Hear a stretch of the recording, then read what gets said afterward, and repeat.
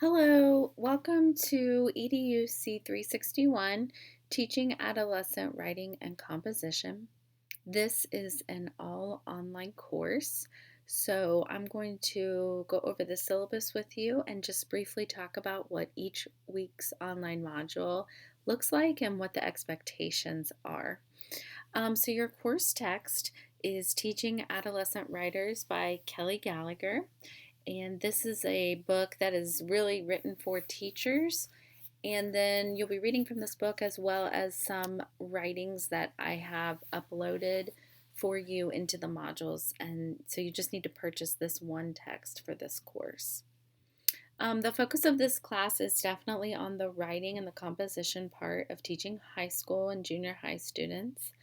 One important aspect that we're going to talk about is that you have to do 20 hours of field experience. So I'll talk about that more when I get down to the assignments for the course. So first of all, attendance. Attendance has to be checked even if it is an online course, and you can essentially look at this as like it meets once a week. So if you miss 1 week's worth of online modules, you can consider that's like missing one block class. And so according to the attendance policy at CCU, you can only miss 6 hours of class before you are dropped due to absences. So this part right here is important for understanding. The modules are set up that I'll always open them on Monday, and then you can work on them throughout the week at a pace that works well for you. But then everything in that particular module is due by 11:59 p.m. on Sunday evening. And so if you haven't completed that by that time frame, then I will mark you as absent, and I'll probably also send you an email and let you know that I've done that. But otherwise, look at this as the course opens Monday, everything is due by Sunday each week. Of course, participation is important and doing what you need to do in that module every week. The assignments are going to be focused on things that you will have to cover or talk about in a middle school or a high school language arts classroom. And so you will have to actually be doing some writing or thinking about how you would teach different aspects of writing. In this class, I just want you to be keeping everything together. It is an online class, so I don't necessarily expect you to print everything off, but I want you to at least be saving things in a folder on your computer or have everything in a place where you can access it, because you may not be able to get into Canvas forever. And so it'll be important that if you see things that you think you might use in your classroom, that you are keeping those someplace where you can get a hold of those.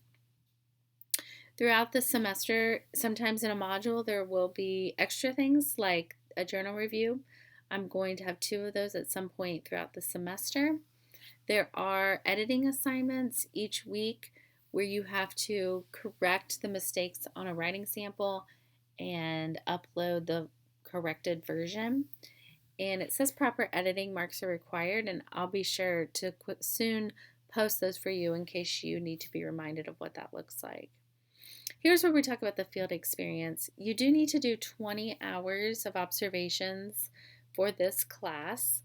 You need to make sure that you're doing those in either 7th through 12th grade setting in language arts. So it doesn't matter to me if you do them all in 7th grade or all in 12th grade. That part doesn't matter. You can do them in the same classroom or you can spread them around. But you do need to have a teacher sign off on your observation hours, and I will make sure that you have a time log that you can use to track those hours and then have the teacher sign each time that you visit. Unless I've already contacted you, the expectation is that you would find this placement on your own and set up a time that works for you to go complete the hours.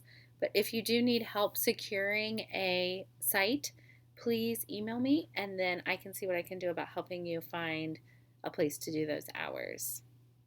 We're going to also cover writing vocabulary. That is important that you'll have to be teaching with high school students.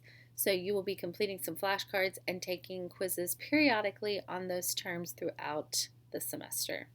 And then finally, there'll be a final project where you have to integrate things that we've learned throughout the semester and I will share details about that later, and it will be due at the end of the semester during finals week.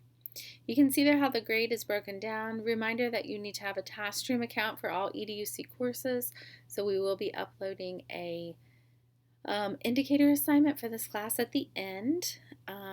A lot of this you can check on this if you need to see the Student Learning Center for help. I'm not going to take any late work after November 29th. So if you do try to get caught up on your modules after November 29th, I won't be grading anything. So try to stay on top of that. Just a reminder that education students are supposed to maintain a 3.0 GPA overall, and that licensure students, which I'm assuming if you're in this class, you probably are trying to get your teaching license, that you do need to have a final grade of a B or better in the course. And then, just so you know, I'm kind of away this semester and I'm working overseas in a school, but I'm still teaching some online courses for CCU. So while you might not be able to stop by and see me in my office, if you have questions, please feel free to email me. And that's probably going to be the best way for now until I figure out other options. Email me or send me a message through Canvas, and I should be able to respond hopefully within 24 hours of you sending your message. Here you can see the different topics that we're going to be covering each week, and if you want to take a look at those, you can. And that is what we're going to be focusing on, and before you know it, the semester will be wrapping up and you will be one step closer to graduation. So let me flip over here and talk about the online module. So here's what's set up for you in Canvas. You should be seeing something similar in your student view. Here I've just got the syllabus right now, and if I have other things like your time log and such, I'll get those uploaded into the course information module soon for you. So let's take a look at week 1. Week 1 is about understanding the reading and writing connection. So you're going to basically do the same kinds of things every single week. I have the module set up in a very similar manner. And so what you're going to do each week is you need to watch the video that I have posted, and then you will have a reading to do. As you do the reading, you will do this SQ3R worksheet to go along with it. Here's the actual PDF of what it looks like. Give it a second to load. SQ3R is a great strategy to use with students. Survey, question, read, recite, and review. And so you can see the steps here. Before you read, survey the entire text, including the table of contents, read titles, subtitles, introductions, and conclusions, and view any graphics. It tells you exactly what to do. This is the worksheet that you'll fill out based on the reading for that week's module. And then this is just some extra information down here at the very end if you wanted some more information. But you need to focus on each week filling out the SQ3R worksheet, this page and this page. Let me go back. So you'll fill out the SQ3R. In week 1, I've included a video link about the SQ3R, so I encourage you to watch that so you really understand what you need to be completing.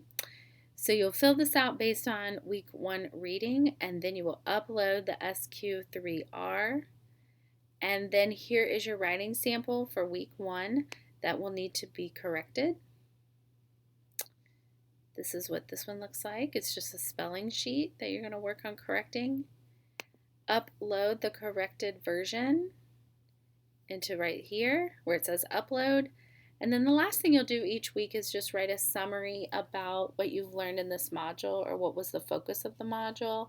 And that's a place to also give me feedback on if you thought there was something that should be covered that wasn't related to the topic, or something that you liked, or something, a place also suggestions to change things as we proceed through the course if you have any questions.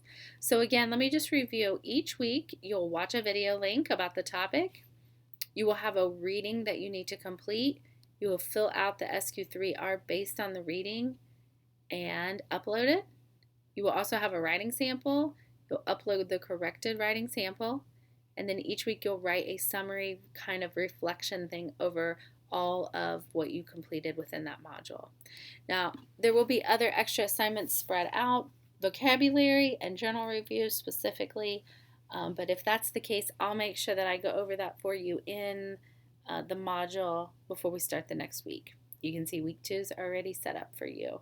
It's not visible yet to you, so this week you'll be focusing on week 1.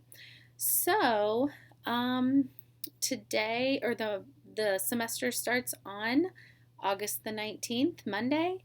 So I would expect that by next Sunday evening, you will have everything for Module 1 completed. Again, if you have questions, please email me and I will do my best to get you the answers that you need. Looking forward to a great class, and I hope you have a good start to your semester. Thank you.